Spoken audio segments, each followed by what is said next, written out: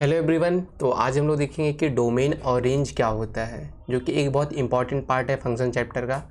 और ये हर जगह पूछा जाएगा और हर क्वेश्चन में ये ज़रूर पूछा जाएगा कि डोमेन इस फंक्शन का क्या है, इस फंक्शन का रेंज क्या है। चलो हम लोग स्टार्ट करते हैं कि डोमेन और रेंज क्या होता है। तो सबसे पहले हम लोग आसान भाषा में इसको देख लेते हैं कि डोमेन क्या होता है और रेंज क्या होता है। चलो देख स्टार्ट करते हैं। हम लोगों ने एक फंक्शन बनाया y is equal to F of X, ठीक है। तो all possible value of x, all possible value of all possible value of x on which function is defined उसको हम लोग बोलेंगे डोमेन। उसको बोलेंगे क्या? डोमेन। मतलब x की सभी वैल्यू पे जिससे फंक्शन डिफाइंड हो उसको हम लोग डोमेन बोलेंगे।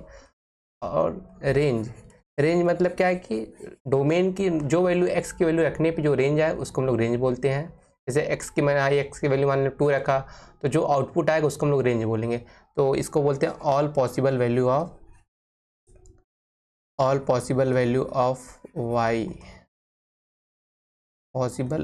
Of y which is obtained by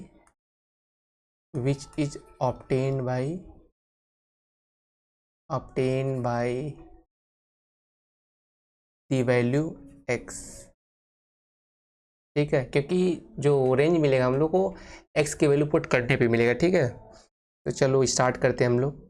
ये इसकी डेफिनेशन हो गई डोमेन की और रेंज की। तो डोमेन रेंज क्या होता है, आई होप आप लोग को पता चल गया होगा।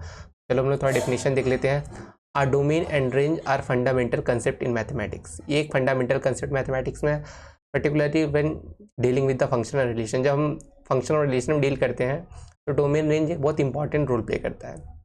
तो चलो देखते हैं डोमेन क्या होता है। The domain of a function is the complete set of all possible input value. Input value मतलब क्या? Value of x of in the x values for which function is defined. Defined मतलब क्या होता है कि डिफाइन और non define क्या होता है, अभी मैं आगे बात करता हूँ। डिफाइन मतलब क्या होता है, एक तरह से कह लो जिस पे फंक्शन वैल्यू दे मतलब कि फंक्शन जिंदा रहे। अभी बताता हूँ मैं इसका। The domain all value of x on function defined, ये ऐसा।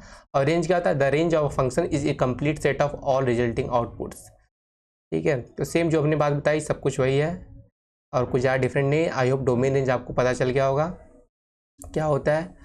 तो हमने बोला फंक्शन डिफाइन क्या होता है और नॉन डिफाइन क्या होता है, ठीक है। अब जैसे मान लो हमने एक फंक्शन लिख दिया ये y is equal to X plus 1 upon X minus 2। तो इसमें देखो x के हम लोग सब वैल्यू रख सकते हैं, पर एक वैल्यू नहीं रख सकते, x इज इक्वल टू 2। क्यों नहीं रख सकते हैं? क्योंकि क्या होगा, समथिंग अपॉन जीरो हो जाएगा, समथिंग अपॉन जीरो। और जो कि क्या नॉन डिफाइन होता है। 1 अपॉन जीरो क्या होता है, समथिंग अपॉन जीरो अनडिफाइंड। तो इस पे यही रखते हैं कि जिस वैल्यू पे फंक्शन अलाइव रहे मतलब डिफाइंड रहे उसको बोलते हैं हम लोग वैल्यू ऑफ एक्स, मतलब डोमेन। इसको हम लोग बोलें डोमेन। ये क्या all possible value of x यही डिसाइड करेगा हमारा डोमेन क्या होगा। जो डिनोमिनेटर रहता है ये डिसाइड करता है कि डोमेन क्या है। अब हमने एक्स इक्वल टू 2 रखेंगे तो ये समथिंग अपॉन जीरो हो जाएगा। समथिंग अपॉन जीरो मतलब क्या है, अनडिफाइंड। तो हम लोग एक्स की सब वैल्यू रख सकते हैं, तो इसका डोमेन क्या होगा, ऑल रियल नंबर एक्सेप्ट मतलब माइनस ये 2, मतलब ये इसका डोमेन हो जाएगा। और रेंज इसका क्या होगा, रेंज इसका कुछ भी आ सकता है, ठीक है। रेंज इसका ऑल रियल नंबर ये इसका रेंज आ जाएगा, ठीक है। तो चलो ग्राफ्स में बता देता हूँ। जैसे मान लो हमने एक फंक्शन लिया, ठीक है, y is equal to X square, ये हमने फंक्शन एक लिया, तो इसका डोमेन और रेंज क्या होगा। तो चलो ग्राफ के थ्रू हम लोग देखते हैं। ये है y डैश, ये है x डैश, और ये x और ये y। ये आपको पता होगा कि ये वाला पार्ट प्लस प्लस से डील करता है और ये वाला पार्ट माइनस प्लस से, और ये वाला पार्ट माइनस माइनस से। ये x वैल्यू है ये वाला, और ये y वैल्यू, ये x और ये y, ठीक है। और ये वाला पार्ट प्लस माइनस से डील करता है। इस पे सब वैल्यू पॉजिटिव आती है, इस पे सब वैल्यू पॉजिटिव आती है, और इस पे सब वैल्यू नेगेटिव आती है, और इस पे भी सब वैल्यू नेगेटिव आती है, ठीक है। चलो हम लोग इस वाले फंक्शन का ग्राफ बनाते हैं और फिर देखते हैं डोमेन और रेंज क्या होता है। इसका फंक्शन क्या होगा, ये इसका फंक्शन बनता है। पैराबोलिक सेव इसको बोलते हैं, पैराबोलिक सेव। पैराबोलिक सेव मतलब जितने क्वाड्रेटिक होते हैं सब पैराबोलिक शेप में आते हैं, ठीक है।